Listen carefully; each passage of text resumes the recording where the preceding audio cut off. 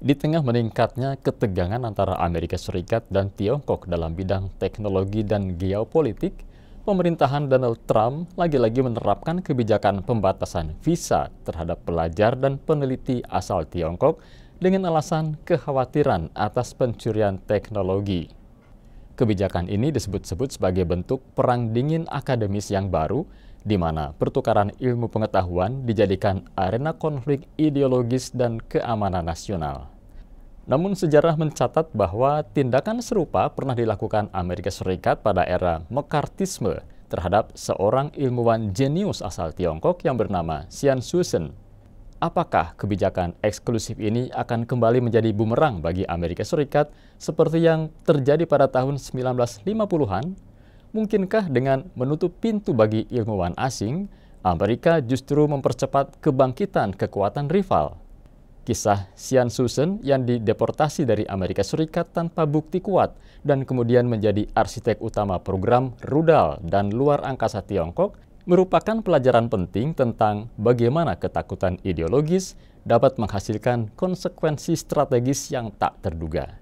Jas Merah kali ini akan mengkaji lebih jauh bagaimana deportasi Xian Shusen membentuk arah kemajuan teknologi Tiongkok sekaligus menjadi peringatan bagi kebijakan modern yang mengorbankan ilmu pengetahuan demi politik jangka pendek.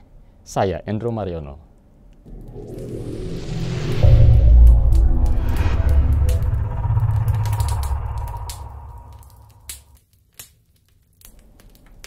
Kemajuan Tiongkok dalam bidang teknologi militer dan eksplorasi luar angkasa dalam beberapa dekade terakhir merupakan salah satu capaian paling mencolok dalam transformasi strategis global.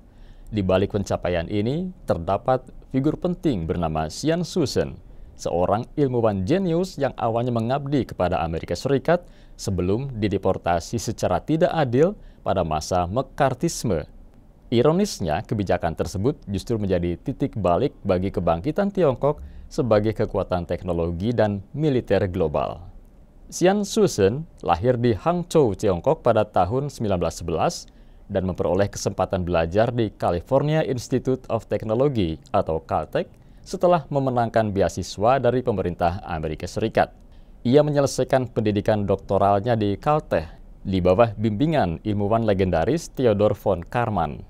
Di Caltech, Xian bersama sejumlah ilmuwan muda membentuk kelompok yang dijuluki Suicide Squad, yang kemudian berkembang menjadi Jet Propulsion Laboratory atau JPL, salah satu lembaga terpenting dalam sejarah teknologi roket dan ruang angkasa Amerika Serikat.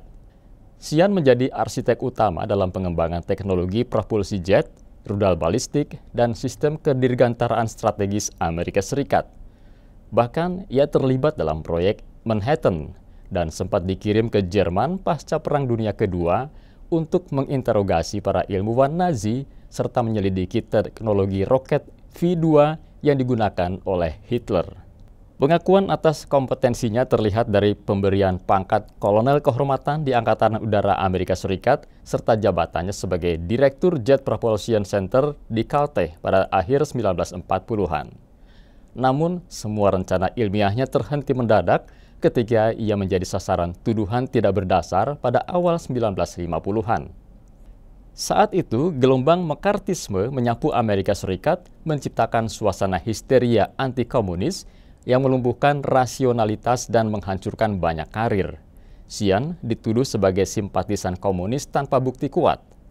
Penjelasan dari tokoh-tokoh seperti Robert Oppenheimer bahkan diabaikan. Pada 7 September 1950, ia ditangkap secara tiba-tiba, diborgol di hadapan keluarganya, dan dipenjarakan dalam kondisi yang tidak manusiawi. Ia ditahan dalam sel tunggal dengan makanan yang buruk dan lampu dinyalakan setiap 10 menit agar ia tidak bisa tidur. Meski kemudian dibebaskan dengan jaminan sebesar $15.000 Amerika Serikat, Xian tidak diperkenankan meninggalkan Amerika Serikat. Hingga akhirnya, setelah proses panjang selama 5 tahun, ia dan keluarganya diperbolehkan pulang ke Tiongkok pada tahun 1955. Apa yang terjadi setelah kepulangan Xian ke Tiongkok mencerminkan bagaimana satu individu dapat mengubah arah sejarah suatu bangsa. Ia segera dilibatkan dalam proyek-proyek strategis nasional yang dikenal sebagai dua bom satu satelit, yakni pengembangan bom nuklir, bom hidrogen, dan satelit buatan. Di bawah kepemimpinannya, Tiongkok berhasil melakukan uji coba rudal balistik pada tahun 1960 dan hanya 4 tahun kemudian melakukan uji coba senjata nuklir pertamanya. Pada tahun 1966, Tiongkok sukses meluncurkan rudal nuklir dan pada tahun 1970 meluncurkan satelit pertamanya, Tongfeng Hong 1, menjadikan Tiongkok negara kelima di dunia yang mampu melakukannya secara independen. Xian Shusen tidak hanya berkontribusi dalam aspek teknis, tetapi juga dalam perumusan kebijakan strategis jangka panjang.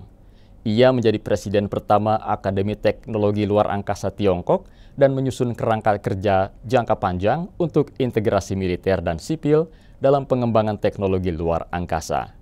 Visi dan keteguhannya menjadi pondasi bagi program-program strategis seperti roket Long March yang kini digunakan dalam peluncuran satelit, serta rudal Tongfeng yang menjadi andalan sistem pertahanan strategis Tiongkok.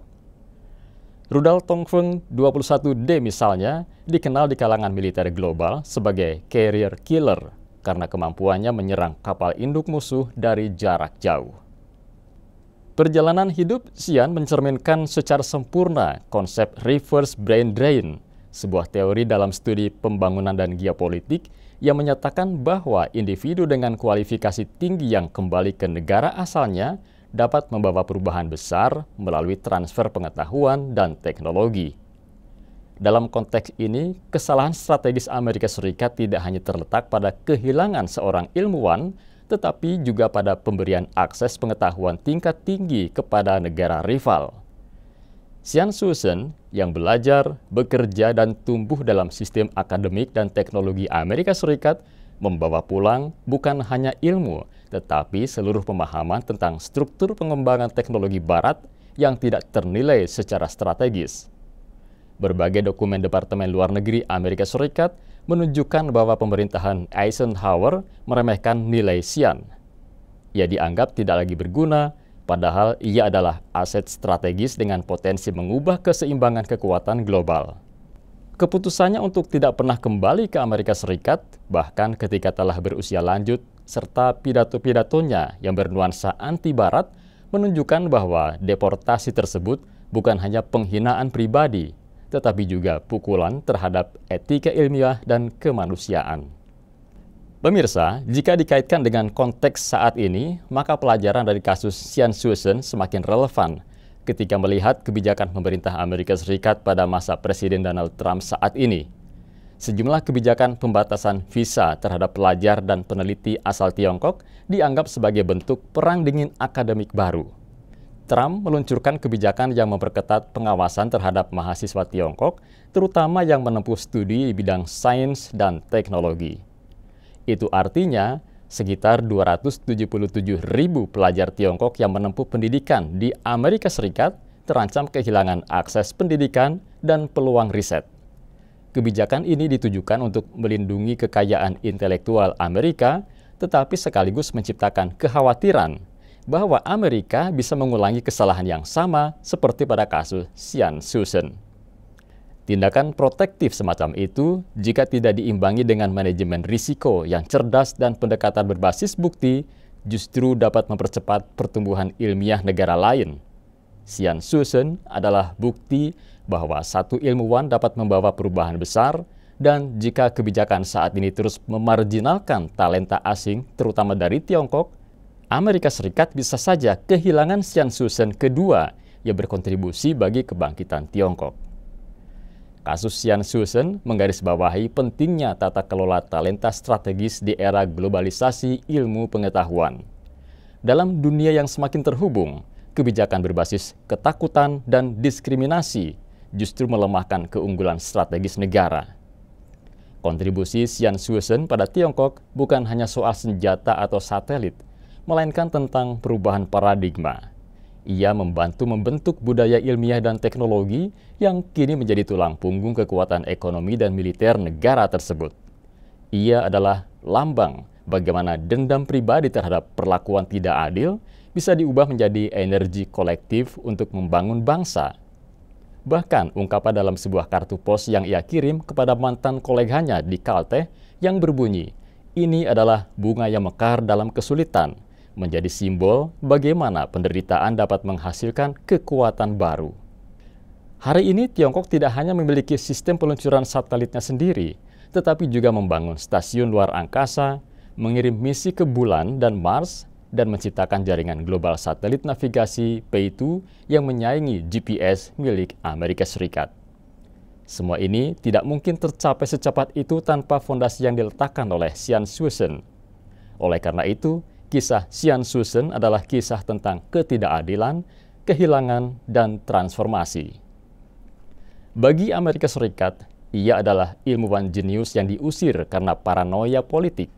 Bagi Tiongkok, ia adalah bapak roket yang membawa negerinya dari keterbelakangan teknologi menuju era kekuatan strategis global. Dunia seharusnya belajar dari sejarah ini, bahwa ilmu pengetahuan tidak bisa dipisahkan dari kebijakan, dan bahwa cara suatu bangsa memperlakukan ilmuwannya akan menentukan masa depannya di panggung global. Terima kasih sudah menyaksikan Jas Merah, saya Endro Mariono. Sampai jumpa.